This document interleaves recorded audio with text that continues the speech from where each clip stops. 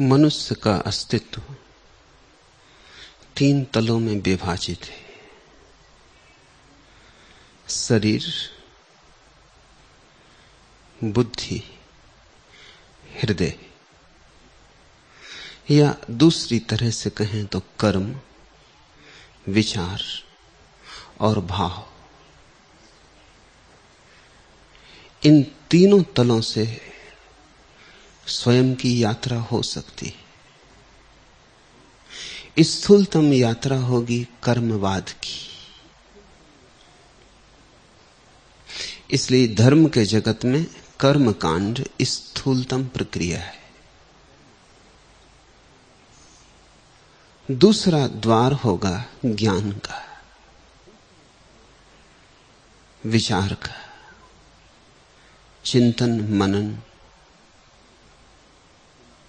दूसरा द्वार पहले से ज्यादा सूक्ष्म।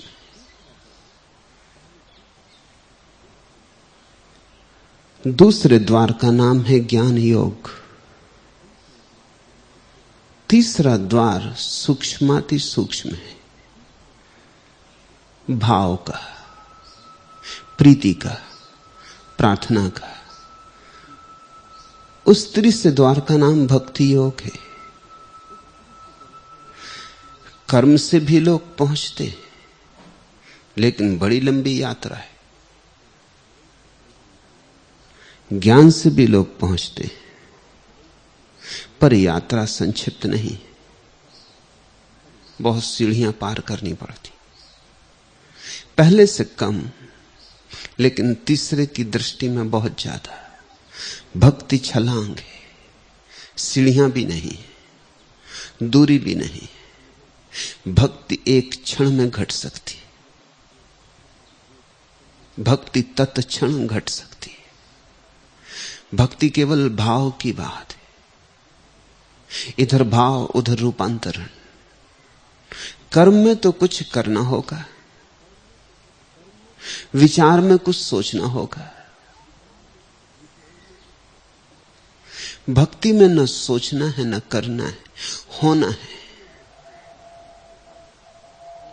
इसलिए भक्ति को सर्वश्रेष्ठ कहा है। आज के सूत्रों में इसी की चर्चा है। सांडिल्य कहते हैं, ब्रह्म कांडम तु भक्तौ तस्य अनुज्ञानाय सामान्यात्। भक्ति के प्रतिपादन के लिए ब्रह्म विषय के उत्तर कांड से ज्ञान कांड की सामान्यता दिखाई गई है। सांडिल्य कहते हैं, वेदों में पहले क्रियाकांड है, कर्मवाद है। फिर दूसरे चरण में ब्रह्म ज्ञान की बात है, ज्ञानवाद है। और फिर अंतिम चरण में ईश्वर की चर्चा है, भक्ति और भाव की बात है। जैसे वृक्ष है तो कर्म, फिर फूल लगे तो ज्ञान, और फिर सुवास उड़ी तो भक्ति। सुवास अंत में है।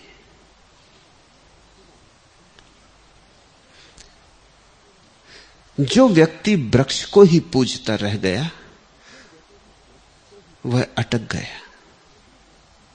जिसने फूल को ही सब कुछ मान लिया उसे अभी परम की प्राप्ति नहीं हुई। जो सुवास के साथ एक हो गया वही स्वतंत्र है। वृक्ष की तो देह है, जड़ देह। फूल की देह है, उतनी जड़ नहीं, ज्यादा सूक्ष्म तरंगों से निर्मित है, ज्यादा रंगीन है, ज्यादा माधुरी से भरी है। फिर भी देह तो देह है। वृक्ष की छाल जैसी खुरदुरी नहीं, रेशम जैसी चिकनी, पर देह तो देह है। रूप तो रूप है, आकार आकार है। आकार से बंधन तो पड़ता ही है। फिर चाहे पत्थर की लकीर खींचो, चाहे फूलों की एक लकीर बनाओ, रेखा बनती है तो विभाजन हो जाता है। फूल भी अभी दूर है, सुवास एक हो गई, सुवास ने देह छोड़ दी। सुवास से मेरा प्रयोजन है स्थूलता समग्र रूप से विनष्ट हो गई। इसलिए सुवास को तो तुम देख नहीं सकते, अनुभव कर सकते हो, पकड़ नहीं सकते, मुट्ठी नहीं बांध सकते, अनुभव कर सकते हो। सुवास आकाश के साथ एक हो गई, ऐसी भक्ति है। भक्ति आत्यंतिक क्रांति है।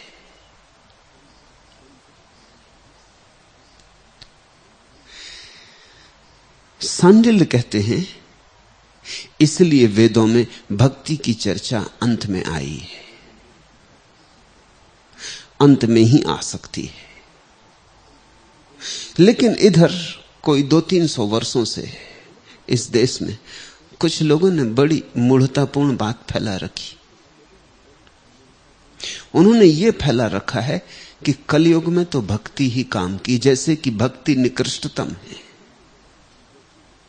उन्होंने ये बात चला रखी है कि कलयुग में और सब मार्ग तो संभव नहीं, वो तो सतयुग में संभव थे, जब लोग महान थे, जब लोग शुद्ध और सात्विक थे, जब लोगों के जीवन में प्रामाणिकता थी, सच्चाई थी, जब पृथ्वी पर मनुष्य जैसा नहीं देवता जैसा चलता था, तब संभव था ज्ञान।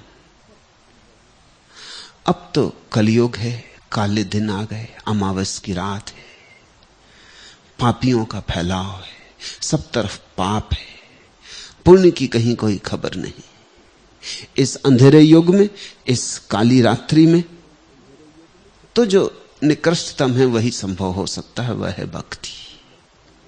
यह तो बात उल्टी हो गई। जितना सात्विक व्यक्ति हो उतनी भक्ति संभव होती है, जितना असात्विक व्यक्ति हो उतना कर्मकांड संभव होता है।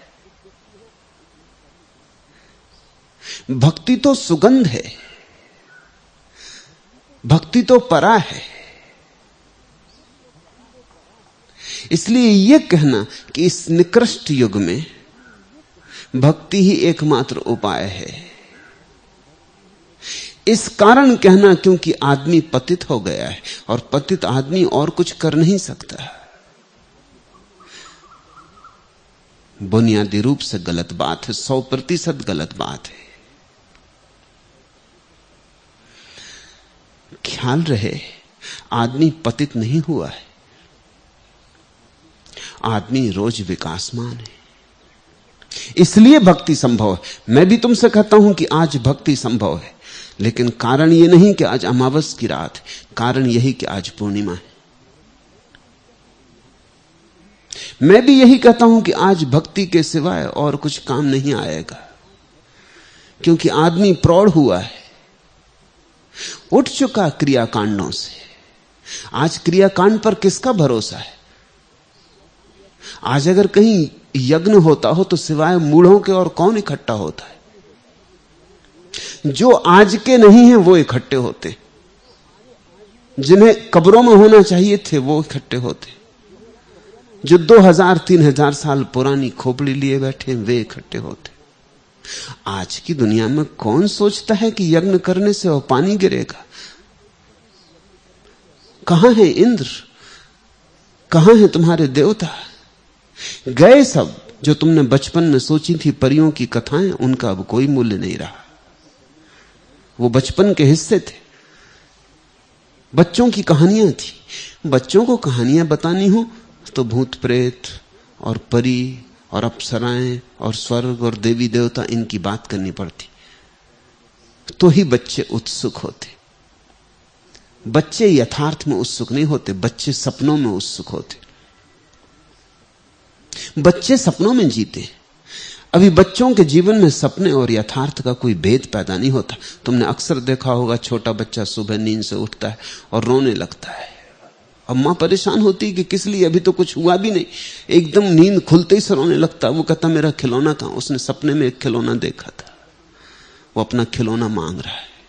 अभी सपने में और सत्य में फर्क नहीं है, अभी धुंधली है चेतना, अभी बुद्धि जागृत नहीं है।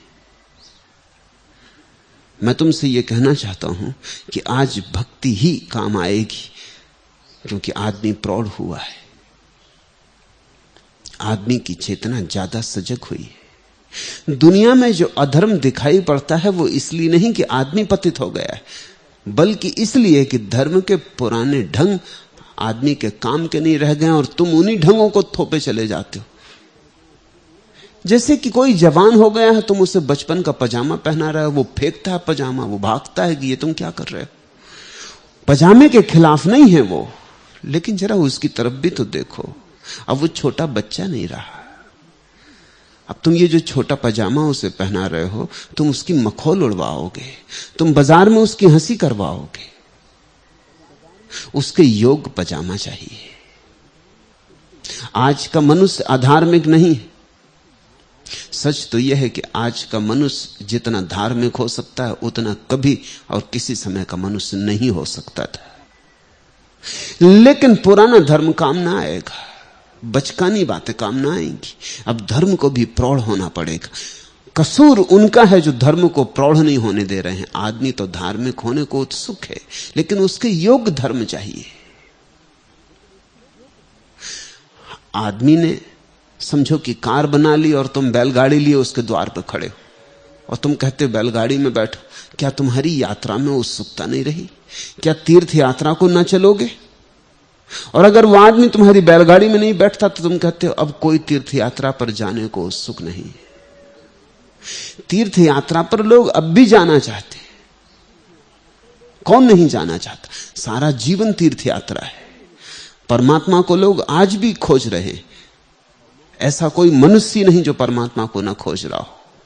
लेकिन अब रास्ते ढंग बदले। बैलगाड़ी पर कोई सवार नहीं होना चाहता। और तीर्थ यात्रा का मतलब अब कुंभ जाना नहीं हो सकता। अब तो कुंभ का गहरा अर्थ खोजना होगा।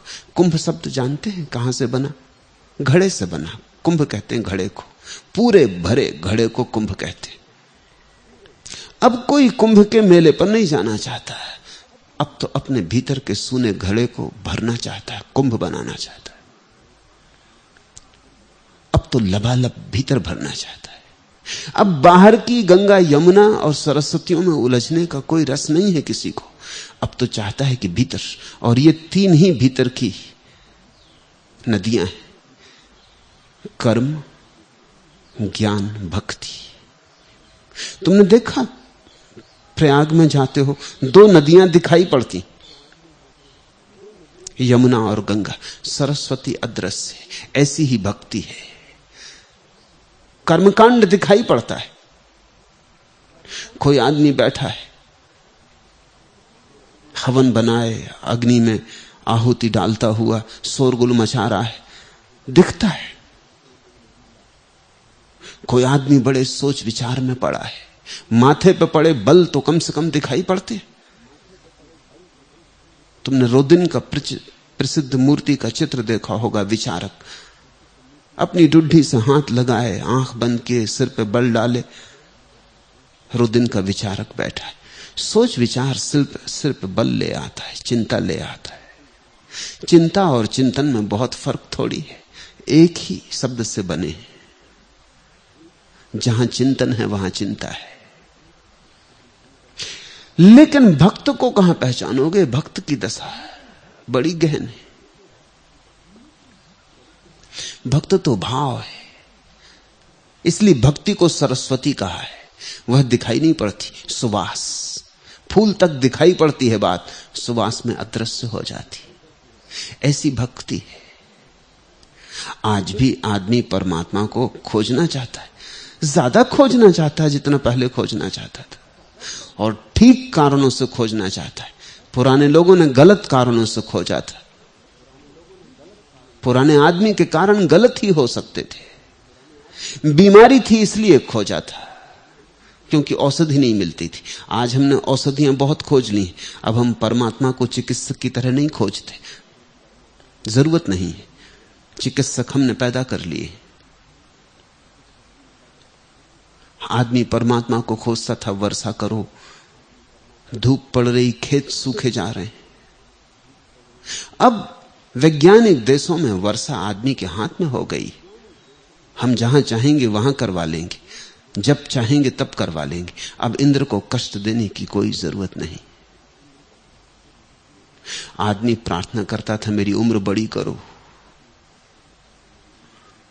मैं खूब जीऊं। आज उम्र आदमी के हाथ में। जो बातें आदमी परमात्मा से मांगता था वो आदमी के हाथ में आ गई। लेकिन परमात्मा से उम्र मांगनी, वैभव मांगना, संपदा मांगनी, स्वास्थ्य मांगना, गलत कारण से परमात्मा की तरफ जाना है। परमात्मा की तरफ तो वही जाता है जो सिर्फ परमात्मा को मांगता है। परमात्मा के अतिरिक्त कुछ भी मांगा तो उसका मतलब है तुम परमात्मा का उपयोग कर रहे हो। परमात्मा में तुम्हारा रस नहीं है। परमात्मा के द्वारा तुम्हें धन मिल सकता है तो चलो परमात्मा की पूजा प्रार्थना कर लेते हो। यह खुशामद से ज्यादा नहीं, यह स्तुति है। यह आकस्मिक नहीं है कि इस देश में इतने खुशामदी हैं। यह देश सदियों से खुशामद करता रहा, भगवान की खुशामद करता रहा, राजा महाराजाओं की खुशामद करता रहा। अब वो दो कौड़ी के राजनीतिज्ञों की खुशामद कर रहा। खुशामद की आदत पड़ गई है। वो कहीं भी थाल सजाए तैयार है स्वागत करने को। वो किसी के भी चरणों में गिरने को राजी है, नाक रगड़ने को राजी है।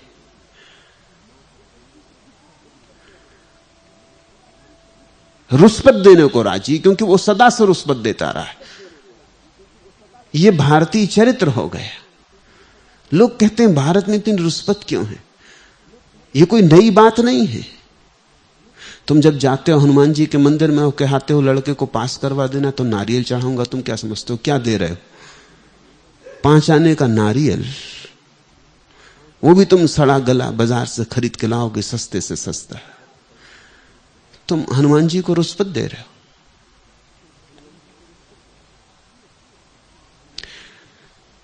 ये सारी की सारी गलत वृत्तियां धर्म के नाम से प्रचलित थी, ये समाप्त हो गई। ये अच्छा हुआ, जाल छूटा इन बीमारियों से।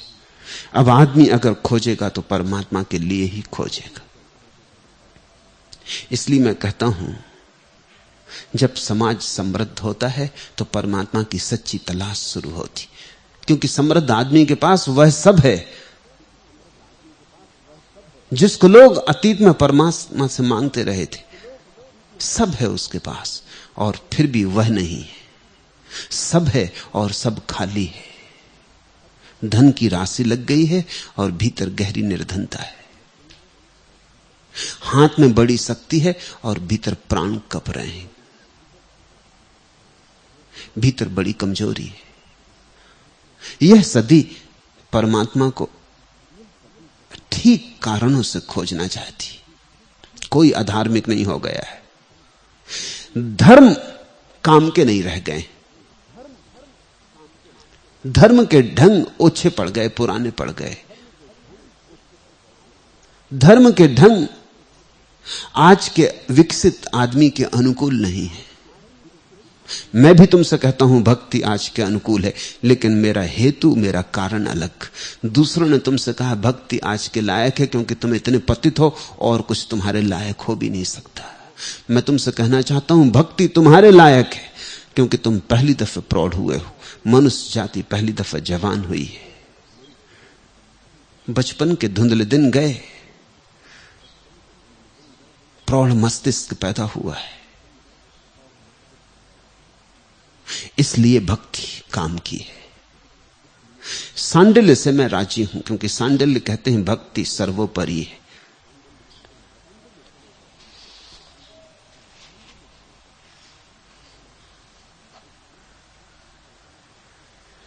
बुद्धि हेतु प्रवृत्ति अविशुद्धे अवधातवत। जब तक धान पर छिलका रहता है तभी तक धान को उदुकल और मूसल द्वारा कूटा जाता है। इसी प्रकार बुद्धि संबंधी प्रवृत्तियां तभी तक रहती हैं जब तक चित्त शुद्ध नहीं हो जाता। सांडिल्य कहते हैं भक्ति के लिए कोई साधन आवश्यक नहीं है, सिर्फ भाव। भक्ति के लिए कोई सीढ़ियां नहीं है, सिर्फ छलांग का साहस, कहें दुस्साहस, अपने को छोड़ के परमात्मा में गिरने की हिम्मत, जैसे नदी सागर में गिरती। जब नदी सागर में गिरती है तो झिझकती होगी, जरूर झिझकती होगी, क्योंकि अब तक जो थी अब नहीं रह जाएगी। वे कूल किनारे जिनमें बही, वे पर्वत श्रृंखलाएं जिनमें जन्मी, वे मैदान जिनसे गुजरी, वे लोग, वे वृक्ष, वे मौसम, वे सुंदर सुबह और सुंदर सांझें, और न मालूम कितने गीत और गांव-गांव के गीत और गांव-गांव की धुनें, वे सब याद आती होंगी। सारा अतीत रोकता होगा नदी को कि ठहर जा, क्यों मिटी जाती? फिर तू नहीं रह जाएगी, तेरा तादात्म्य खो जाएगा। तू अपने किनारे मत छोड़, क्योंकि किनारों में ही तेरा अस्तित्व है, तेरा तादात्म्य है, तेरा होना है, तेरी परिभाषा है। तू गंगा है कि तू सिंधु है कि तू नर्मदा है। सागर में गिर के न तू गंगा रह जाएगी, न सिंधु रह जाएगी, न नर्मदा रह जाएगी। सागर में गिरते ही तू नहीं हो जाएगी। रुक जा, ठहर जा, पीछे लौट कर देख। तेरा अपना एक अतीत है, तेरी अपनी एक विशिष्टता है, तेरा अपना एक कुल है, अपना एक गौरव है। हिमालय में जन्मी तू, याद कर कितने कितने लोगों ने राह में तेरी पूजा की। याद कर कितने दिए तुझ में छोड़े गए और कितने फूल तुझ पे गिराए गए। याद कर लोग कितने आनंदित थे। याद कर वे प्रसन्न चेहरे, याद कर वे धन्यवाद और कृतज्ञता के भाव जो तुझे अर्पित किए गए। और आज तू मिटने चली इस खारे सागर में, पीने योग्य भी न रह जाएगी। फिर कोई फूल ना चढ़ाएगा, फिर घाट ना बनेंगे तेरे किनारे पर, तीर्थ ना उमगेंगे तेरे किनारे पर, मेले ना भरेंगे तेरे किनारे पर। फिर तेरा कोई किनारा नहीं, फिर तू नहीं। रुक जा। अगर नदी सोचती तो ऐसा होता है, आदमी सोचता है इसलिए ऐसा होता है। परमात्मा में छलांग लगानी, अपने को खोना है, सिर्फ थोड़े से दुस्साहसी लोग कर सकते हैं। फिर मैं तुम्हें याद दिलाऊं, जिनको तुम धार्मिक कहते हो अक्सर कायर और कमजोर लोग होते, उनके कारण धर्म डूबता और बदनाम होता है।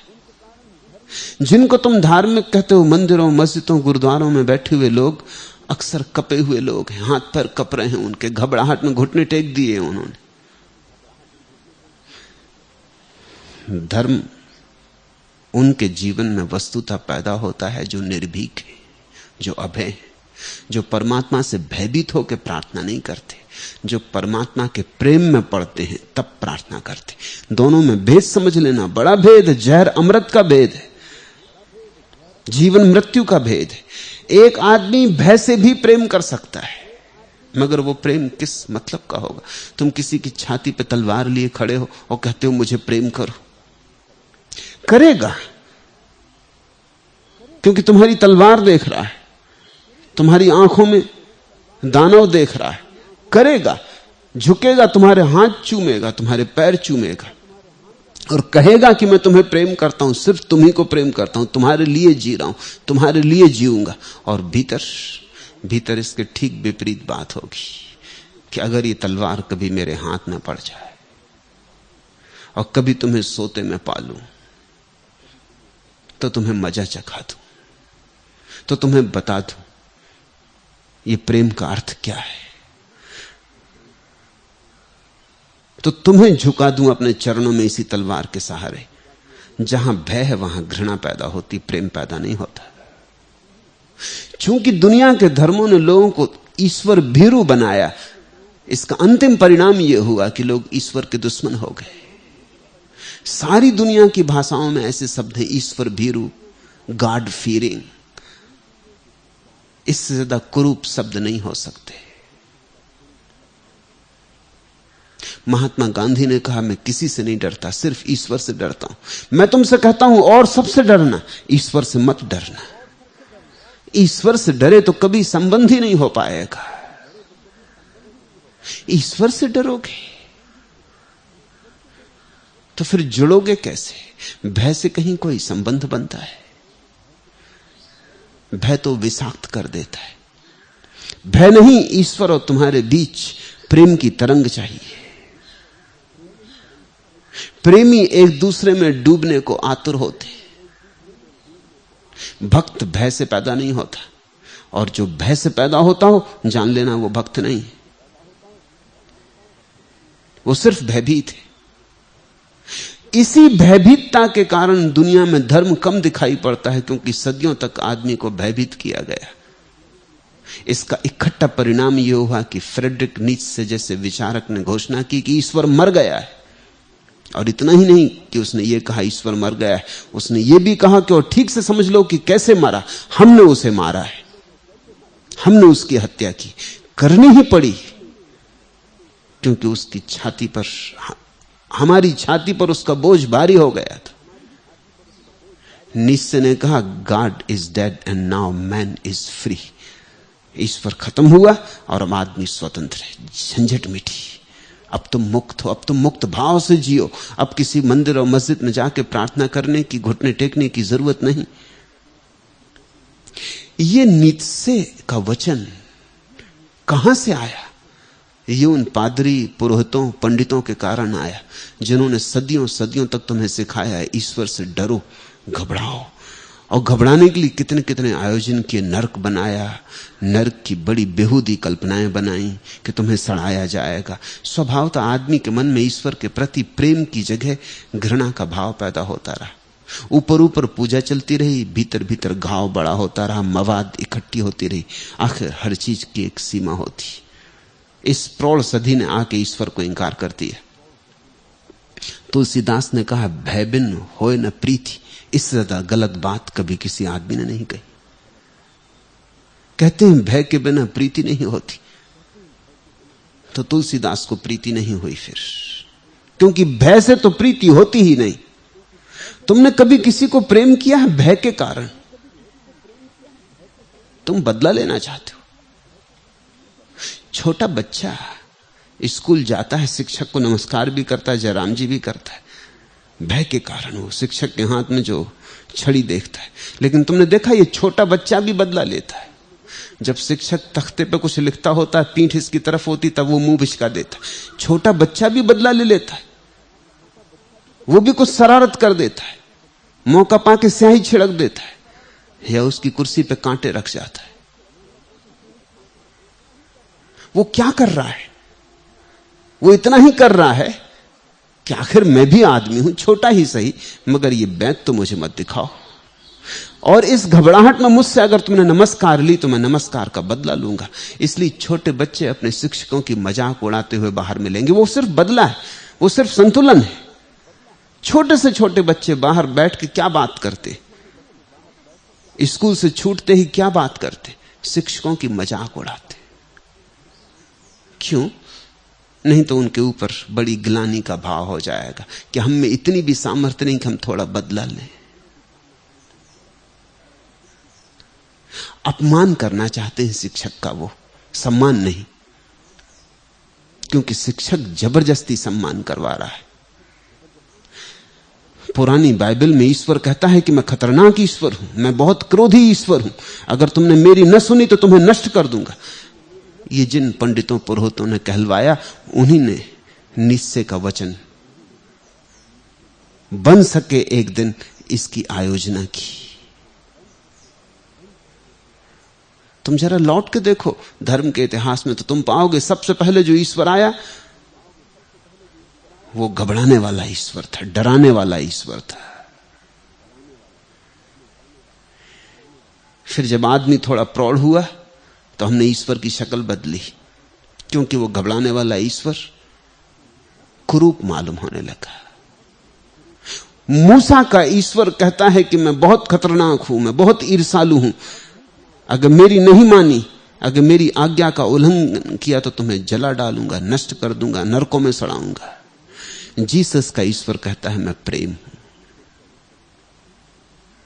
मूसा और ईसा के बीच क्रांति हो गई, धर्म थोड़ा प्रौढ़ हुआ, 2-2.5 हजार साल का फासला हो गया। बुद्ध ने तो ईश्वर को समाप्ति कर दिया, विदा कर दिया।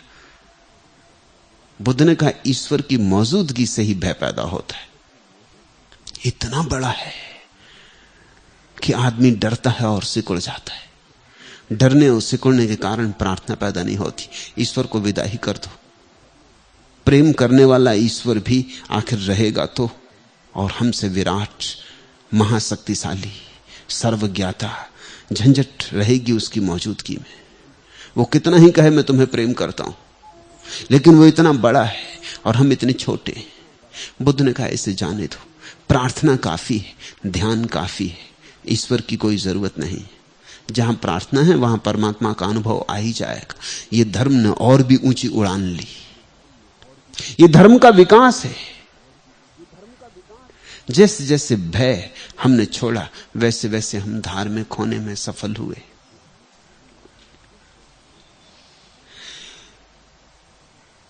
लेकिन जब तक बुद्धि है, जब तक विचार है, तब तक अशुद्धि रहेगी। सांडिल्य कहते हैं भाव तो परम शुद्धि है। वहां तो शुद्ध करने को कुछ भी नहीं बचता। भाव यानी शुद्धि। वहां तो आदमी छलांग लगा लेता है। इसलिए भक्ति में कोई साधन नहीं है, न श्रवण, न मनन, न निधिध्यासन। भक्ति में कोई साधन नहीं, न योग, न तप, न विराग। भक्ति में कोई साधन नहीं। भक्ति तो शुद्ध साध्य है। लेकिन आदमी का शरीर है, शरीर में बड़ी अशुद्धियां हैं, तो योग की जरूरत है, तो व्यायाम की जरूरत है। तो शरीर को शुद्ध करने के उपाय हैं, देह शुद्धि की विधियां, वही योग है। फिर कुछ लोग ऐसे पागल हैं कि उसी में लगे रह जाते हैं, वो देह शुद्धि ही करते रहते जिंदगी भर। वो भूल ही जाते हैं कि देह शुद्धि किस लिए कर रहे थे। जैसे कोई अपने घर को साफ करने में लग जाए, क्योंकि साफ न करेंगे तो रहेंगे कैसे घर में, और फिर भूल ही जाए कि रहना भी है और साफ ही करता रहे। मैं एक घर में कुछ दिनों तक रहा, महिला बिल्कुल पागल थी सफाई के लिए। वो इतनी पागल थी कि अपने पति को भी सोफे पे बैठने नहीं देती थी, सलवट पड़ जाए। बच्चों को कमरों में घुसने नहीं देती थी। घर बड़ा था, लेकिन सफाई के कारण सबको रहना पड़ता था एक कोने में, घर के एक कमरे में ही। बाकी तो सब साफ सुथरा रहता, दर्पण की तरह चमकता रहता। कुछ दिन में घर में मेहमान था। मैंने उस महिला से पूछा कि घर तो मुझे तेरा पसंद आया, मगर ये घर म्यूजियम है, ये रहने योग्य नहीं, क्योंकि यहां सब डरे हुए। तेरा पति डरा, तेरे बच्चे डरे कि कहीं किसी चीज में कुछ खरोंच ना लग जाए। कोई चलता फिरता नहीं ठीक से, हिलता डुलता नहीं ठीक से, तूने सबको घबरा रखा है। कोई कचरा भीतर न ले आए। तो सब इस तरह रह रहे हैं जैसे किसी दूसरे के घर में रह रहे हैं और चोर की तरह रह रहे हैं। ये सफाई किस लिए? आदमी सफाई करता है कि वहां रहेगा तो थोड़ी गंदगी होगी, तो फिर सफाई। मगर सिर्फ सफाई ही करते रहो और रहना भूल जाओ। ऐसे बहुत योगी तुम्हें इस देश में मिलेंगे जो दिन रात आसन, व्यायाम, उपवास करने में लगे और ये भूल ही गए कि ये सिर्फ घर की सफाई। इसमें रहोगे कब? रहोगे कैसे? इससे कुछ ऊपर जाते हैं वे लोग जो बुद्धि की सफाई में लगते, मगर वह भी सफाई है।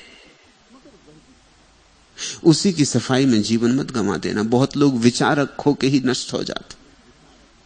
विचार से कभी कुछ मिलता नहीं, कोई निष्पत्ति नहीं आती हाथ में। विचार थोथी यात्रा है, शब्द ही शब्द है वहां। रोटी शब्द से पेट तो नहीं भरता।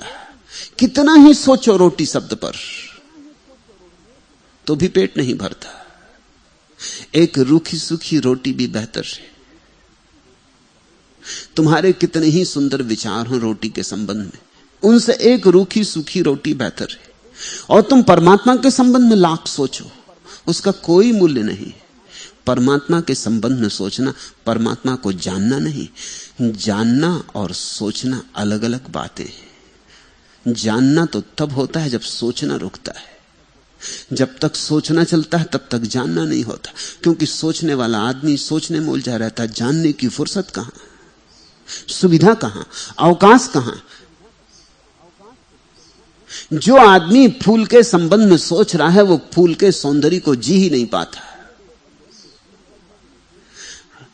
कोई पक्षी गीत गाता है और जो आदमी पक्षी के इस गीत के संबंध में विचार करने लगता है, इसका ध्वनि शास्त्र क्या है, इसकी उत्पत्ति कैसे, इस पक्षी का कंठ कैसा होगा, उसके कंठ का यंत्र कैसा है, ध्वनि को पैदा करने वाली ध्वनि की संभावना, ध्वनि का अर्थ, इस सब में जो पड़ गया वह व्यक्ति पक्षी के गीत के आनंद को अनुभव नहीं कर पाएगा। वो पक्षी के गीत को जानने से रह जाएगा। ऐसा ही समझो कि तुम्हें एक सुंदर कविता दी गई और तुम इस उलझन में पड़ गए कि इसकी व्याकरण क्या है, शब्दों का जमाव कैसा है, शैली कौन सी है, नई है कि पुरानी, आधुनिक है कि प्राचीन। फिर छंद के नियम पाले गए हैं या नहीं, मात्राएं सब अपनी जगह हैं या नहीं। अगर तुम इस सब में पड़ गए तो एक बात पक्की है कि तुम बहुत कुछ कविता के संबंध में जान लोगे, लेकिन कविता को जानने से वंचित रह जाओगे। या ऐसा समझो कि तुमने वीणा को बजते देखा और तुमने वीणा खोल के बैठ गए और देखा कि तार कहां बने, जापान में कि जर्मनी में, लकड़ी कहां से लाई गई, ये यंत्र बना कैसे जिसमें इतना माधुरीपूर्ण संगीत पैदा होता है। तुम वीणा के संबंध में बहुत कुछ जान लोगे, लेकिन संगीत के संबंध में कुछ भी ना जान पाओगे। प्रेम के संबंध में सोचने वाले लोग प्रेम से वंचित रह जाते हैं। ये दुर्भाग्य है, मगर ऐसा है। ईश्वर के संबंध में जो लोग जीवन भर विचार करते हैं वे ईश्वर को जानने से वंचित रह जाते हैं। भक्ति इन सब बातों की तरफ इशारा करती। भक्ति बड़ी क्रांतिकारी दृष्टि। भक्ति कहती है शरीर की शुद्धि ठीक, अपनी जगह ठीक, लेकिन उसी में उलझ मत जाना। उसका मूल्य बहुत कम है और विचार की प्रक्रियाएं भी सुंदर है, लेकिन उन्हीं में भटक मत जाना, अन्यथा वे महाजंगल सिद्ध होंगी और तुम उन्हीं में भटकते रह जाओगे। पहेलियों पर पहेलियां उठती जाएंगी, तुम कभी उस जंगल के बाहर ना आओगे। शरीर से पार जाना है और मन से भी पार जाना है। हृदय में आरोपित करना है जीवन चेतना को, हृदय में जड़ें जमानी, भाव में डुबकी लेनी। जो भाव तक उठ पाता है वो श्रेष्ठतम है इस जगत में, क्योंकि वही परमात्मा को जान पाता है, जी पाता है, हो पाता है।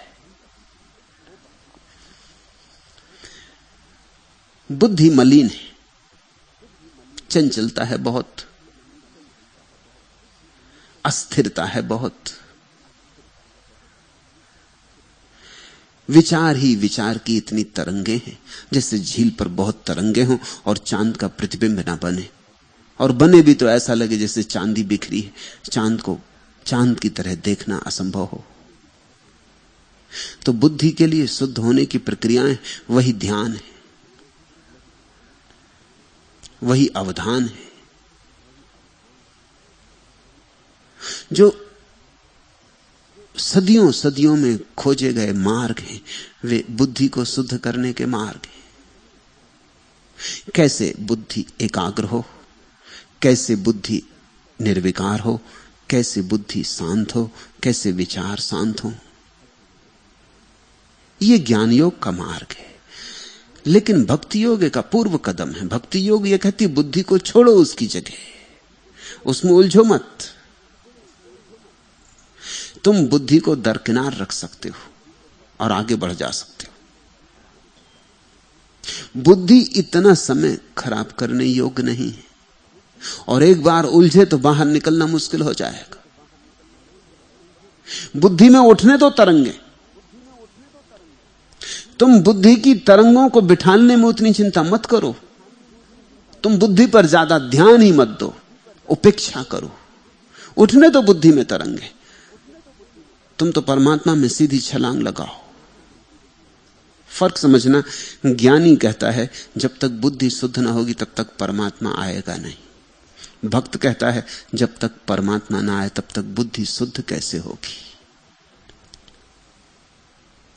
ज्ञानी कहता है पहले मैं शुद्ध कर लूं बुद्धि को, तभी परमात्मा आ सकता है, क्योंकि वह शुद्ध में ही आएगा। भक्त कहता है उसकी मौजूदगी में ही शुद्धि फलित होती है, उसके बिना कोई शुद्धि नहीं। उसके बिना कौन शुद्ध करेगा? तुम ही करोगे ना, तुम ही अशुद्ध हो, तुम कैसे शुद्ध करोगे? कौन शुद्ध कर रहा है?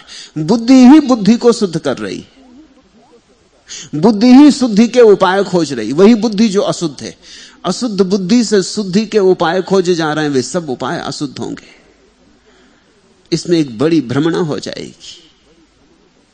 भक्त कहता है स्वीकार करो कि बुद्धि अशुद्ध है, स्वीकार करो कि मैं अशुद्ध हूं, और फिर भी पुकारो उसे कि मैं अशुद्ध हूं भला तेरा हूं, बुरा हूं भला तेरा हूं, जैसा हूं स्वीकार कर, अंगीकार कर, मुझ पर उतर। मैं अपनी धूल खुद ना झाड़ पाऊंगा, तेरी वर्षा हो तो मेरी धूल बह जाएगी, मैं शुद्ध हो जाऊंगा। तू आ, तेरे आते ही रोशनी आ जाएगी, तेरी रोशनी में सब निखर जाएगा, सब साफ हो जाए। तू आ, तेरी अग्नि मुझ पे बरसे तो जो कूड़ा करकट है अपने से जल जाएगा, सोना ही बचेगा। आग में बिला डाले सोना निखरेगा कैसे, और भगवान में गुजरे बिना भक्त निखरेगा कैसे? इसलिए भक्ति की दृष्टि को समझ लेना। उसकी दृष्टि यही है कि उसकी मौजूदगी में सब फलित हो जाता है, हम उसे बुला लें तो सब हो जाएगा। हमारे किए कुछ भी नहीं हो सकता है, हमारे किए पर हमारे हाथ की छाप होगी, हमारे हाथ गंदे हैं। हमारे किए पर हमारे विचार का अंकन होगा, हमारे विचार गंदे। हम तो जो भी करेंगे उसमें गंदगी आ जाएगी। हम गंदे, हमारा अहंकार गंदा है, ये मैं भाव तो गंदगी का मूल है। तो भक्त कहता है ये हमारे बस की बात नहीं, हम अवश्य, हम असहाय, हम रो सकते, हम पुकार सकते, हम विफल हो सकते, आना तुझे पड़ेगा। और परमात्मा आता है। परमात्मा की कोई शर्त नहीं कि तुम जब शुद्ध होगे तभी आऊंगा। यह शर्त तुम्हारे अहंकार ने ही लगा रखी, यह शर्त तुम्हारे ही अहंकार की। यह ऐसा ही जैसे बच्चा मलमूत्र कर लिया है और अपने झूले में मलमूत्र में दबा पड़ा और सोचता है कि जब तक शुद्ध ना हो जाऊं तब तक मां को कैसे बुलाऊं, पहले शुद्ध तो हो लूं। ऐसे में कहीं मां को बुलाना होता है, ऐसे में कहीं मां आएगी। लेकिन यह बच्चा शुद्ध होगा कैसे? यह शुद्ध होने की अगर थोड़ी चेष्टा करेगा तो और गंदगी में दब जाएगा। वो जो गंदगी अभी शायद इतनी फैली भी ना हो, इसकी शुद्ध करने की चेष्टा में और बुरी तरह फैल जाएगी। नहीं, ये बच्चे को इस सब की चिंता नहीं आती, ये रोने लगता है, ये पुकारने लगता है, मां दौड़ी चली आती। भक्ति का सूत्र, मौलिक सूत्र यही है कि तुम्हारी पुकार परमात्मा को ले आती। तुम एक बार पुकारो तो, तुम आसन व्यायाम करो, तुम श्रवण मनन निधिध्यासन करो, तुम सब तरह से अपने को शुद्ध करो, फिर बुलाओगे। इसमें भी अस्मिता है कि मैं जब शुद्ध हो जाऊंगा तब बुलाऊंगा, लेकिन मैं जब शुद्ध हो जाऊंगा तब। तुमने शर्तें बना रखी अपने ऊपर, तुम शुद्ध हो पाओगे? इस देह को कितना ही शुद्ध करो, ये रोज अशुद्ध हो जाएगी। फिर भोजन करोगे, फिर अशुद्ध हो जाएगी। इसमें तो खून रहेगा और बहेगा। इसमें तो जीवाणु मरेंगे और जिएंगे। ये देह तुम कितनी ही शुद्ध करो, योगी कितनी ही देह में चिंता में लगा रहे, तुम सोचते योगी की देह कुछ भोगी से ज्यादा शुद्ध हो जाती? शायद थोड़ी कम बीमारियां आती होंगी, लेकिन मौत तो फिर भी आती।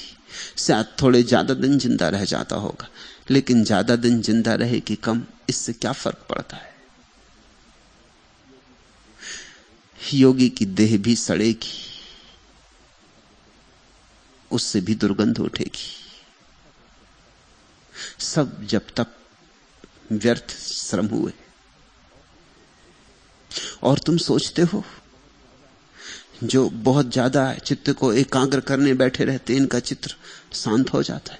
सच तो यह है, उल्टा अशांत हो जाता।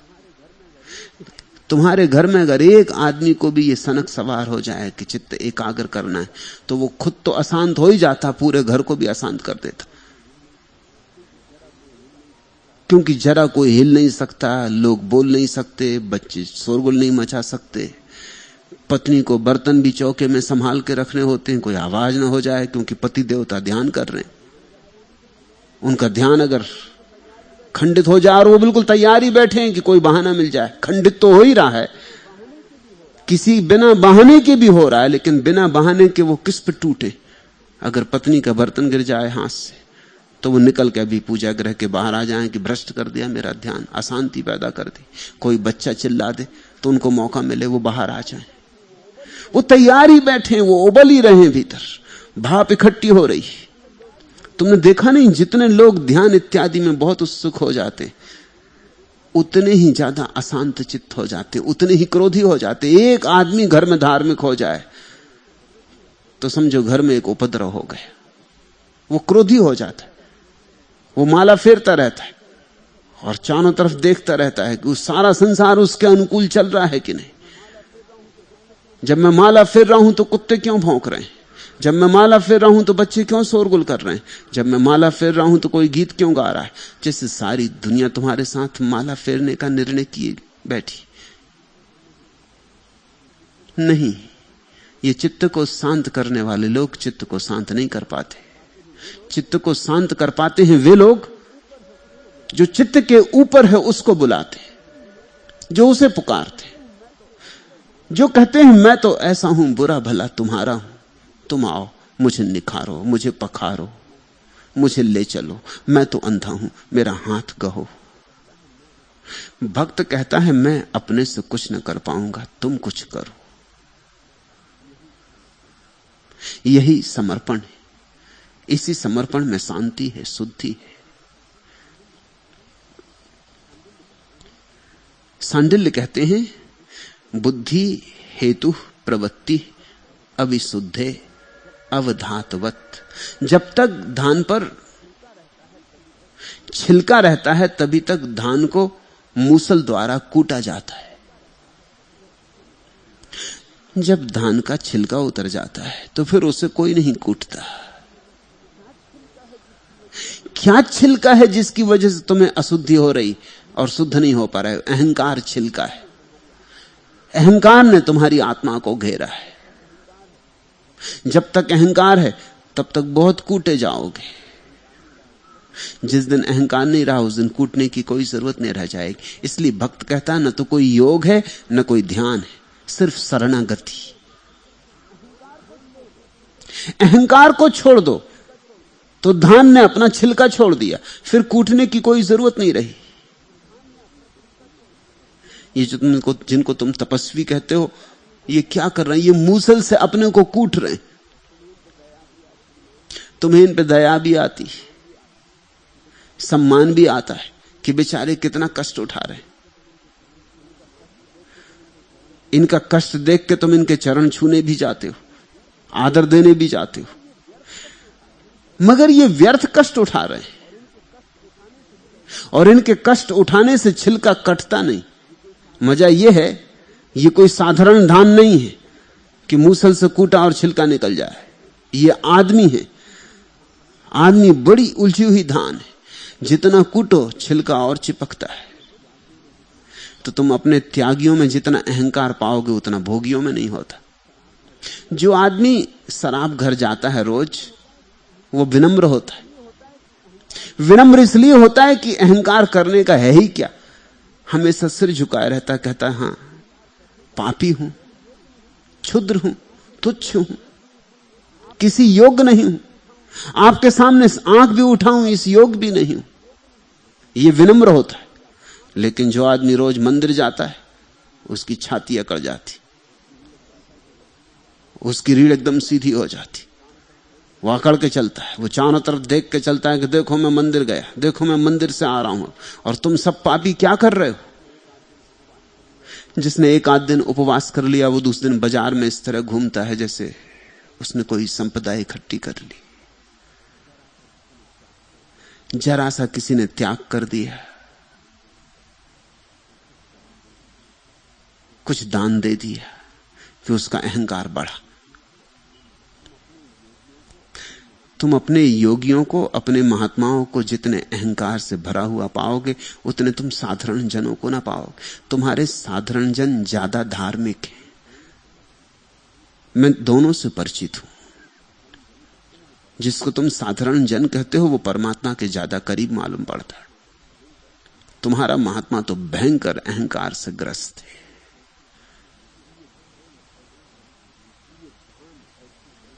ये धान ऐसी है आदमी की कि इसको मूसल से कूटो तो छिलका और चिपक जाता, अगर बहुत कूटो तो धान तो समाप्त हो जाती, छिलके छिलका रह जाता। छोछा अहंकार।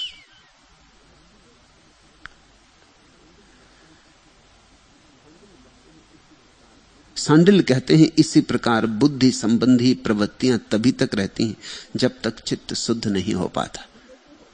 लेकिन चित्त शुद्ध कैसे होगा? शुद्ध कौन करेगा? इसको मैं फिर दोहरा दूं, शुद्ध कौन करेगा? तुम शुद्ध करोगे, तुम ही तो अशुद्ध हो। ये ऐसे ही है जैसे कोई आदमी अपने ही पेट को खोल ले और ऑपरेशन करे। कितना ही बड़ा सर्जन हो, अपना ही पेट नहीं खोलेगा। कितना ही बड़ा, कितना ही कुशल सर्जन हो और हजारों लोगों की अपेंडिक्स निकाली हो, तो भी अपनी अपेंडिक्स नहीं निकालेगा, क्योंकि वो प्रक्रिया तो घातक है। किसी को पुकारना पड़ेगा, और जब पुकारना ही हो तो परमात्मा से छोटे को क्यों पुकारना, छोटे से क्यों राजी होना। उस महाचिकित्सक को बुलाओ, उस परम वैद्य को उतरने दो। उसकी मौजूदगी तुम्हें स्वस्थ कर जाएगी, तुम्हारे घाव भर जाएगी। जो गलत है ले जाएगी, जो सही है दे जाएगी। इसलिए सांडिल्य कहते हैं कि भक्त को इन सब बातों में नहीं पड़ने की जरूरत है। त्यागियों को बड़ी हैरानी होती है भक्तों को देखकर, क्योंकि उनको लगता भक्त तो भोगी जैसे। क्योंकि भक्त नाचता गाता आनंदित रहता है, ये अस्तित्व भगवान से भरा है, इसलिए उल्लसित रहता, उदास नहीं रहता। भक्त उदास नहीं होता, यह उसके स्वास्थ्य का लक्षण है। उसके चेहरे पर मुस्कुराहट होती। ये परमात्मा से भरा हुआ जगत, यहां मुस्कुराओगे नहीं तो कहां मुस्कुराओगे। भक्त उदास नहीं है क्योंकि अपने चेहरे पर चिंता का कोई कारण ही नहीं, सब उस पर छोड़ दिया। वह जाने जो चांद तारे चला रहा है वो मुझे एक छोटे से आदमी को ना चला पाएगा। भक्त कहता है जो इतने विराट की लीला के पीछे छिपा, वो मुझ छोटे से क्षण भंगुर के पीछे भी चला लेगा। उसके हाथों में मैं सुरक्षित हूं। भक्त आनंदित होता है, प्रफुल्लित होता है, प्रसन्न चित्त होता है। जैसे जैसे भक्ति की गहराई बढ़ती है वैसे वैसे उसका भोग गहन होता है। यहां भोगने को ही है, त्यागने को क्या है? क्योंकि सब तरफ परमात्मा है। जो भी तुमने त्यागा वो परमात्मा को ही त्यागा। जितना तुमने त्यागा उतना परमात्मा तुमने त्यागा। यहां सभी परमात्मा है, कुछ भी त्यागने को नहीं। हर भोग में परमात्मा को खोज लेना है, हर भोग में भगवान को खोज लेना है। तपस्वी कहता है भोजन करना लेकिन स्वाद मत लेना। भक्त कहता है अन्नम ब्रह्म। भक्त कहता है अन्न तो ब्रह्म है। इतना स्वाद लेना कि अन्न तो भूल ही जाए, भगवान का स्वाद आ जाए। ये बड़ी भिन्न दृष्टियां हैं, ये बड़े महत्वपूर्ण बिंदु हैं। त्यागी भागता है स्त्री से पुरुष से, डर लगता है उसे। त्यागी सदा डरा हुआ है, और जितना भागता है उतना डर बढ़ता है। भक्त तो प्रेम में लवलीन होता है, वो कहता सब भक्ति के ही रूप है। बाप और बेटे के बीच जो घटता है वो भक्ति का ही रूप है, और पति पत्नी के बीच जो घटता है वो भी भक्ति का ही रूप है। गुरु शिष्य के बीच जो घटता है वो भी भक्ति का ही रूप है। परम भक्तियां ये नहीं है, बड़ी धूल मिश्रित भक्तियां हैं, मगर हैं तो भक्तियां ही। कभी कभी किसी क्षण में जिसे तुमने प्रेम किया है उसमें परमात्मा की झलक निश्चित मिलती, नहीं तो प्रेम ही नहीं किया होता। प्रेम ही हम परमात्मा को करते, झलक उसकी कहीं भी मिली हो, झलक ही मिलती है, खो जाती है, फिर अंधेरा घना हो जाता है। इससे क्या फर्क पड़ता है? भक्त कहता है इस तरह प्रेम करना कि जहां तुम्हारा प्रेम हो वहीं से प्रार्थना का अनुभव शुरू हो जाए। पत्नी इस तरह चाही जा सकती है कि पत्नी परमात्मा की मौजूदगी बन जाए। पति इस तरह चाहा जा सकता है, पति के साथ इस तरह की लीनता हो सकती है कि पति के साथ उसका संग प्रार्थना की झलक लाने लगे। मां अपने बेटे को इस भांति चाह सकती है कि हर बेटा कृष्ण बन जाए। भक्त कहता है जीवन को रूपांतरण करना है, त्यागना नहीं। आंख खोलकर ठीक से देखना है, यहां सब तरफ भगवान छिपा है, उसे पुकारना है।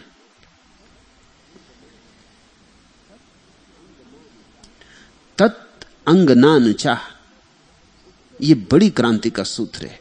उसके अंग समूहों की भी आवश्यकता नहीं है। भक्त को तपश्चर्या, योग इत्यादि के अंग समूहों की कोई आवश्यकता नहीं। तत् अंगनान चाह, कोई योग, कोई विधि विधान, कोई निधि, कोई निषेध, भक्त को कुछ भी जरूरत नहीं। भक्ति काफी है, सीढ़ियां नहीं है भक्ति में। तत् अंगनान चाह, अंग समूहों की आवश्यकता भक्ति को नहीं। योग में अष्टांग है, अंग। बुद्ध ने भी अष्टांगिक मार्ग कहा है, अंग। भक्ति में कोई अंग नहीं, भक्ति समग्र है,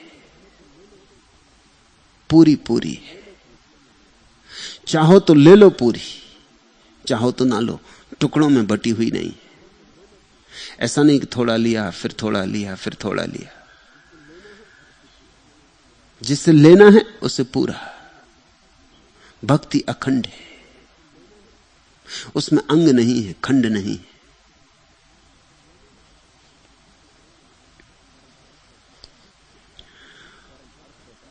इसका परम अर्थ होता है कि भक्त सब विधि निषेधों से मुक्त। जिसको अष्टावक्र ने कहा है स्वच्छंद था, वह भक्त की परम दशा है। भक्त स्वच्छंद होता है। घबरा मत जाना शब्द स्वच्छंद से, क्योंकि तुमने उसका जो अर्थ सुना है वो गलत है। तुमने स्वच्छंद से अर्थ समझ लिया उच्छृंखल। तुमने स्वच्छंद का अर्थ समझ लिया है जो कुछ भी करता उल्टा सीधा। नहीं, स्वच्छंद का वो अर्थ नहीं। स्वच्छंद का अर्थ होता है जो भीतर के छंद से जीता, स्वयं के छंद से जीता, जिसके ऊपर बाहर से विधि निषेध नहीं आते,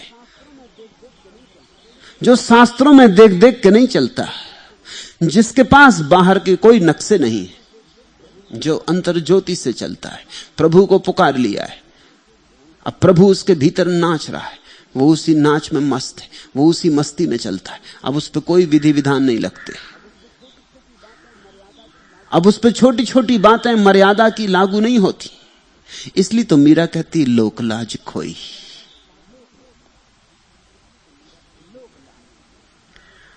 लोकलाज अंधे आदमियों के लिए व्यवस्थाएं, जिसको आंख मिल गई वो लोकलाज की चिंता नहीं करता। ऐसा समझो कि एक अंधा आदमी एक लकड़ी को लेके चलता है टटोल टटोल के, फिर उसकी आंख ठीक हो गई तो वो लकड़ी को फेंक देता। अब लकड़ी किस लिए? अब वो स्वच्छंद हो जाता है। पहले लकड़ी से बंधा था, पहले एक तरह की परतंत्रता थी, लकड़ी के बिना चल ही नहीं सकता था। उठता था तो पहले पूछता था मेरी लकड़ी कहां। 1 इंच नहीं हिलता था बिना लकड़ी के, बिना लकड़ी के चलना खतरनाक था।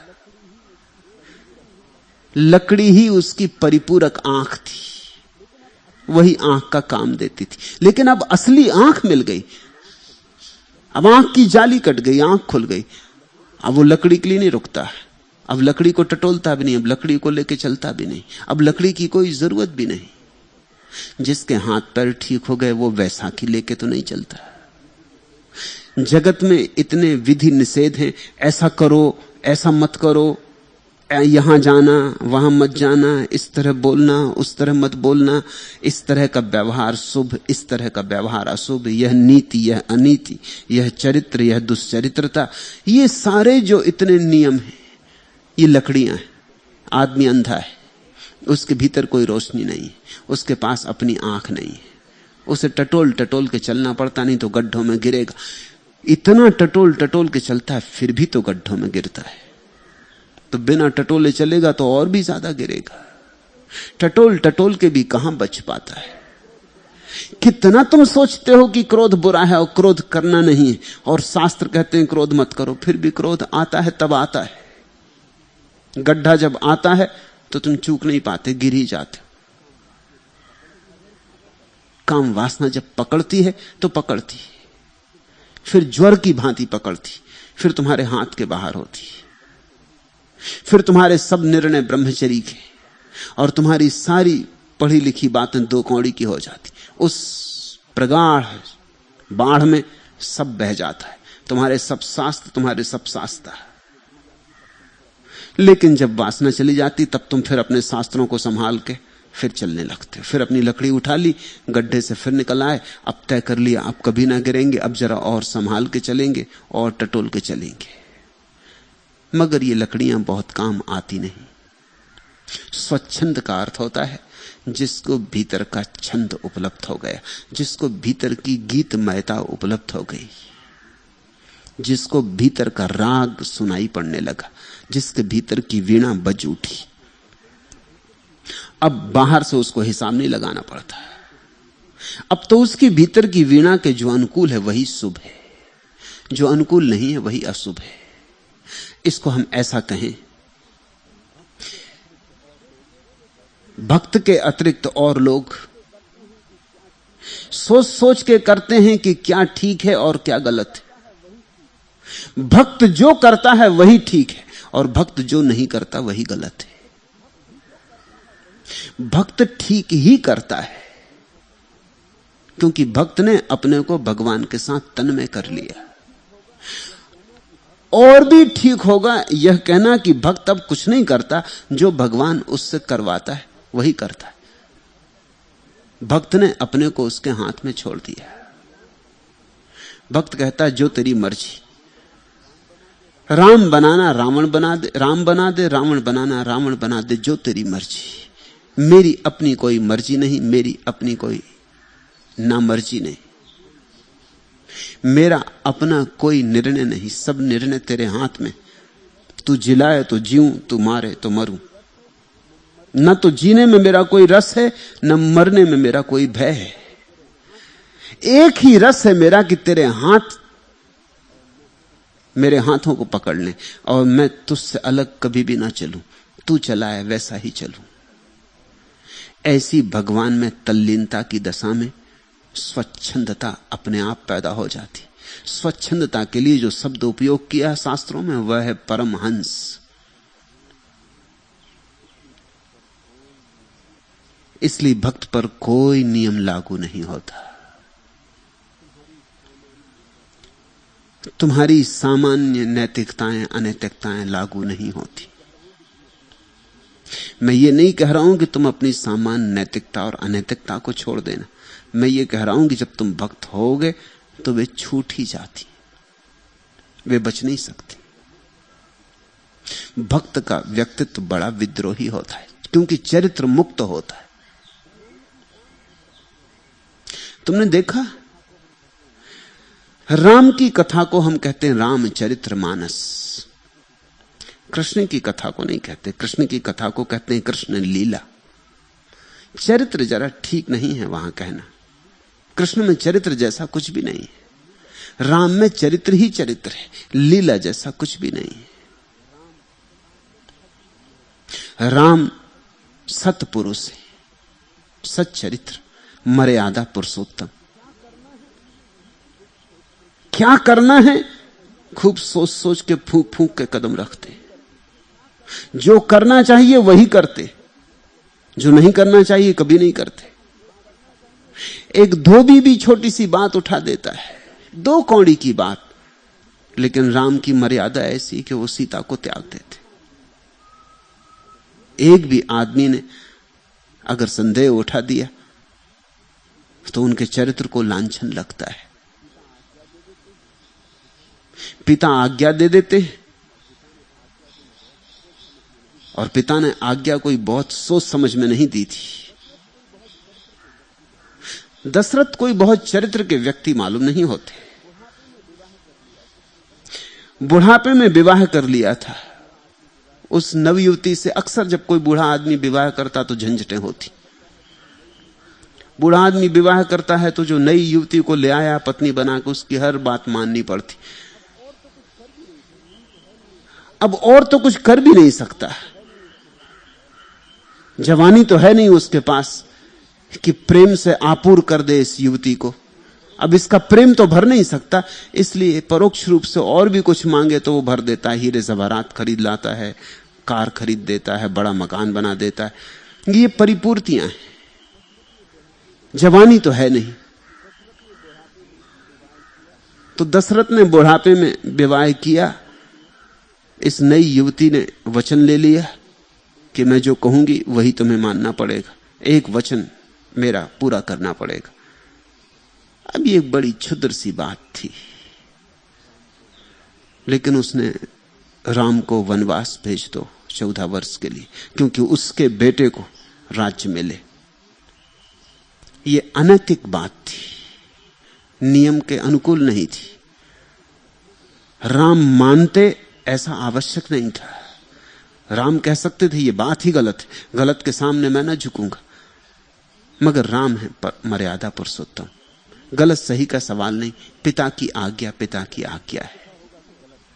ऐसा नहीं कि राम को ना दिखा होगा कि गलत, दिखा होगा, लेकिन वे मर्यादा से चलेंगे, वे नियम के अनुकूल होंगे, वे लकीर के फकीर होंगे। जैसा है, जैसा होना चाहिए, जो विधि कहती है, विधान कहता है, संस्कार कहते हैं, उस रत्ती भर यहां वहां नहीं होंगे।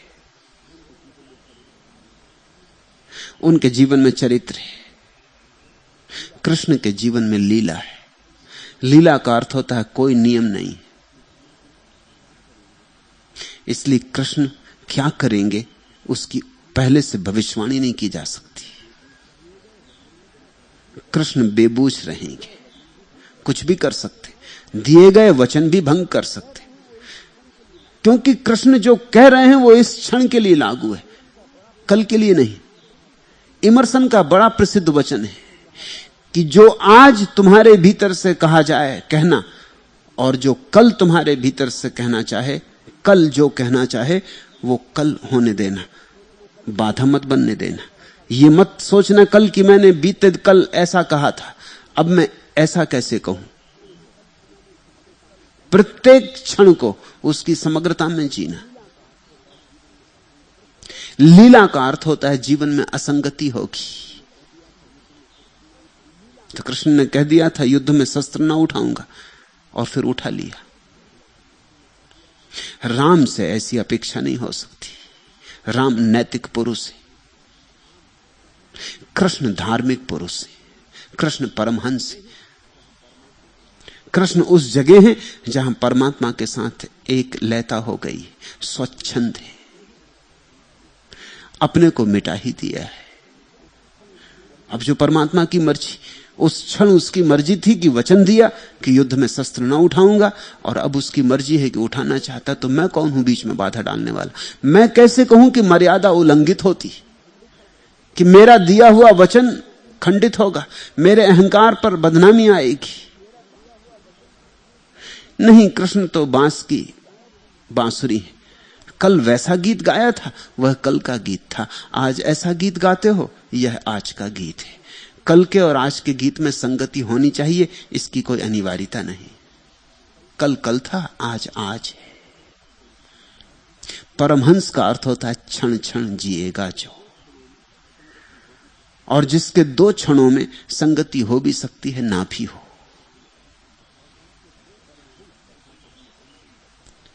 परमहंस दशा को हमने अंतिम दशा कहा है, वह भक्ति की स्थिति है।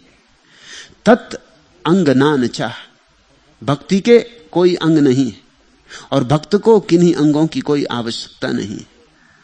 भक्त भगवान से तन्मय हो जाता है, बस यही भक्ति का सार है, तन्मयता। अब कैसी विधि, कैसा निषेध? ज्ञानी कहता है नेति नेति, यह भी नहीं, यह भी नहीं। भक्त कहता है इति इति, यह भी, यह भी। भक्त समग्र स्वीकार करता है। भक्त नहीं जानता ही नहीं। भक्त अस्तित्व के प्रति एक पूर्ण हां का भाव है, स्वीकार, परम स्वीकार। भक्त निषेध नकार जानता ही नहीं। भक्त की भाषा में नहीं शब्द होता ही नहीं। भक्त की भाषा में एक ही शब्द होता है, हां। मैंने सुना एक युवती को उसके प्रेमी ने दूर से तार भेजा कि क्या तुम मुझसे विवाह करने को राजी हो? उस युवती ने जल्दी से जाके पोस्ट ऑफिस में तार का उत्तर दिया। गांव की ग्रामीण युवती। उसने लिखा हां। जिस क्लर्क को तार दिया उसने कहा कि एक ही शब्द लिख रही हो, एक लिखो चाहे 10, दाम बराबर लगते, तुम 10 लिख सकती हो। तो उसने बहुत सोचा और फिर लिखा हां हां हां 9 बार हां। क्लर्क ने गिनती की, उसने कहा एक बार और लिख सकती। उसने कहा लिख तो सकती मगर जरा ज्यादा हो जाएगा। 9 हां काफी नहीं है। असल में एक ही हां में सब हां समा जाते। 9 लिखो कि 10 लिखो कि 1000 लिखो कि करोड़ लिखो, कोई फर्क नहीं पड़ता। एक ही हां में सब समा जाते। एक ही ना में सारी ना समा जाती, एक ही हां में सारे हां समा जाते। भक्त एक बार हां कह देता है, फिर हां जीता है, फिर ना नहीं उठाता।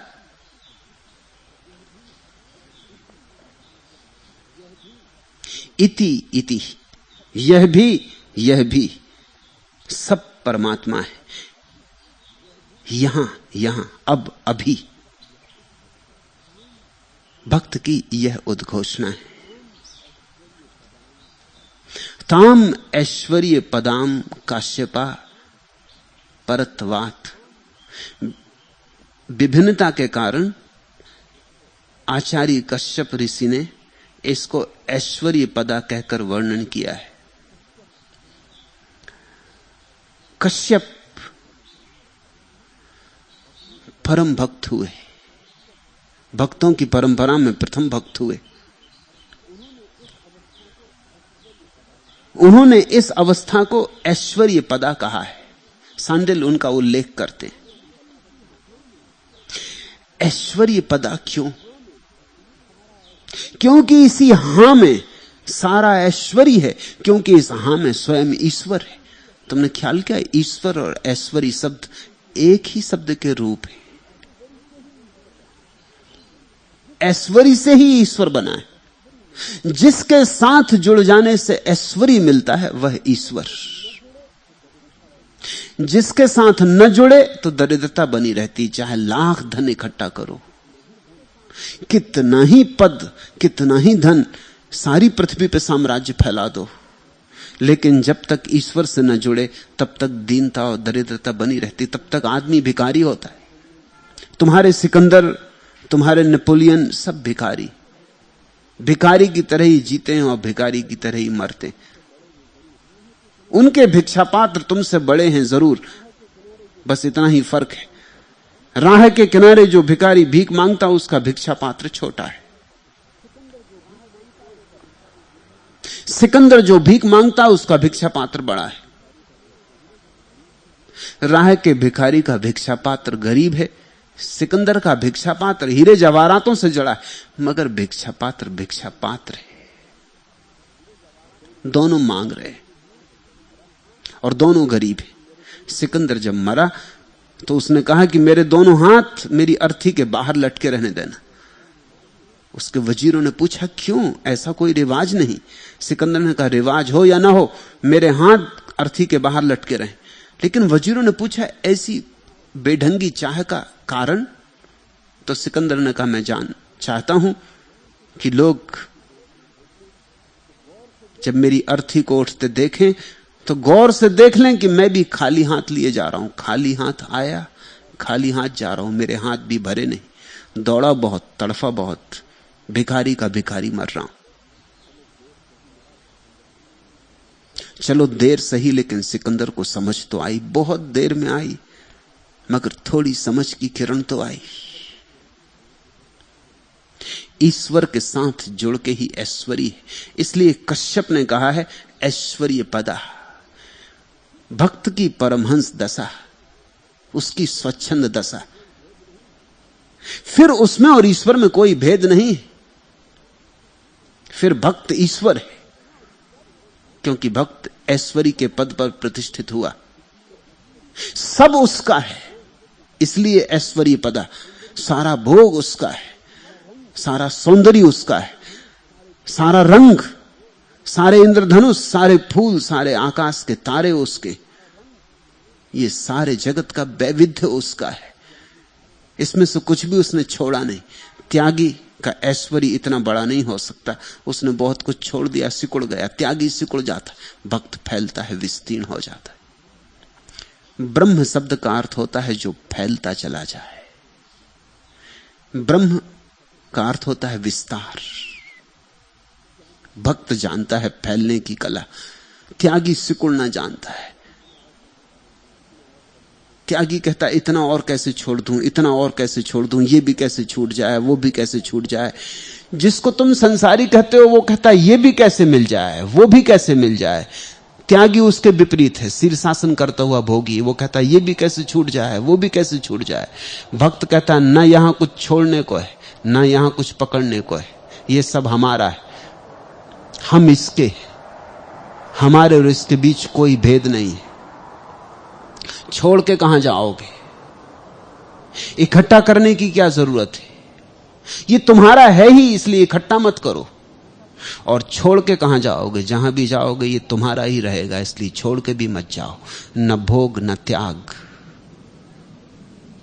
भक्त कहता है सत्य देखो और ऐश्वर्य से भर जाओ, यह सब तुम्हारा है, तुम इसके हो, यहां तुम अजनबी नहीं हो, यह तुम्हारा घर है। थाम ऐश्वर्य पदाम काश्यपा परत्वात। इसलिए काश्यप ने कहा कि वह दशा परम ऐश्वर्य की है, ऐश्वर्य पदा है। सीमा में दरिद्रता है, असीमा में ऐश्वर्य है। ईश्वर के साथ होकर तुम असीम हो जाते हो, फिर तुम्हें कोई सीमा नहीं बांधती, न नीति की, न धर्म की, न समाज की, न संस्कृति की, न सभ्यता की। ईश्वर के साथ होकर फिर तुम्हें कोई सीमा नहीं बांधती, हिंदू की नहीं, मुसलमान की नहीं, ईसाई की नहीं। ईश्वर के साथ होकर तुम्हें कोई सीमा नहीं बांधती, पुरुष की नहीं, स्त्री की नहीं, गोरे की नहीं, काले की नहीं, सुंदर की नहीं, असुंदर की नहीं, शिक्षित की नहीं, अशिक्षित की नहीं। ईश्वर के साथ होते ही सारी सीमाएं टूट गई। नदी सागर में गिरी, सब किनारे खो गए। नदी सागर में गिरी, नाम रूप सब खो गया। नदी सागर में गिरी, सागर हो गई। ताम ऐश्वर्य पदाम काश्यपा परत्वात। आत्मा एक पराम बादरायणा। और आचार्य बादरायण ने इसी अवस्था को आत्म पर कहा है, आत्म साक्षात्कार की अवस्था कहा है। ये दूसरे महर्षि का उल्लेख करते, दो का किया उल्लेख, क्योंकि दोनों थोड़े प्रतीक रूप हैं। समझे, काश्यप ने कहा ईश्वर की अवस्था है वह तू, और बादरायण ने कहा मैं की अवस्था है वह आत्मपरक, आत्म साक्षात्कार की। ये दो शब्द समझ लेने जैसे हैं, मैं तू। ये दो उपाय हैं प्रकट करने के। पश्चिम के बहुत बड़े यहूदी विचारक मार्टिन बुबर ने किताब लिखी, आई दाऊ, मैं तू। किताब महत्वपूर्ण है। यहूदी भक्ति संप्रदाय का सारा सार उसमें है। बुबर ने कहा है कि परमात्मा और भक्त के बीच एक संवाद चलता है, मैं तू का संवाद, जैसे प्रेमियों के बीच चलता है मैं तू का संवाद। मैं अकेला अकेला रहे तो ऊब जाता, तू की जरूरत पड़ती, तू के बिना बेचैनी लगती, तू के बिना खालीपन लगता है, तू के साथ भराव आता है। इसी तरह अकेला कोई मैं ही मैं को जपता रहे तो ध्यान, बुबर कहता है ध्यान में आदमी थोड़ा उदास हो जाएगा, अपने में बंद हो जाएगा, आत्मोन्मुख हो जाएगा, बाहर से संबंध टूट जाएगा। बुबर का कहना है प्रार्थना ज्यादा मूल्यवान, उसमें तू मौजूद रहता है, परमात्मा। प्रार्थना में एक संवाद है, डायलॉग है। काश्यप उसमें से चुनते हैं तू। काश्यप कहते हैं कि मैं तो नहीं हो गया। काश्यप बुबर से आगे जाते।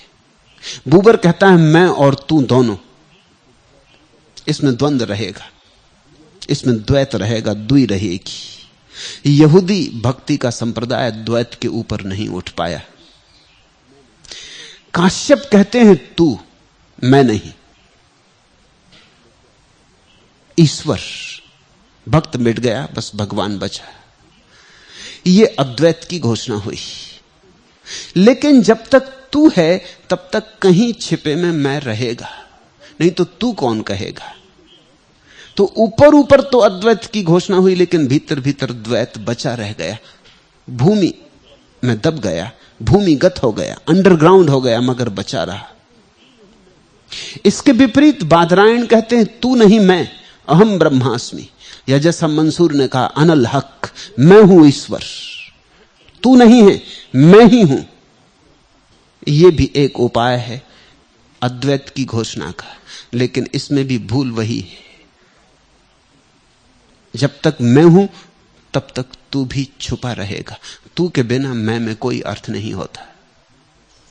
लेकिन ये उपाय हैं अलग अलग ढंग से उस परम अवस्था को प्रकट करने के। एक उपाय मैं तू, यहूदी फकीर हसीद बुबर, तू काश्यप सूफी फकीर जलालुद्दीन रूमी, मैं वेदांत बादरायण मंसूर अनल हक अहम ब्रह्मास्मि। और चौथी संभावना है न मैं न तू, गौतम बुद्ध ज़ेन। ये चार संभावनाएं। और पांचवी संभावना है वह सांडिल्य की स्वयं की है। आगे के सूत्रों में हम उसकी चर्चा करेंगे। आज इतना है।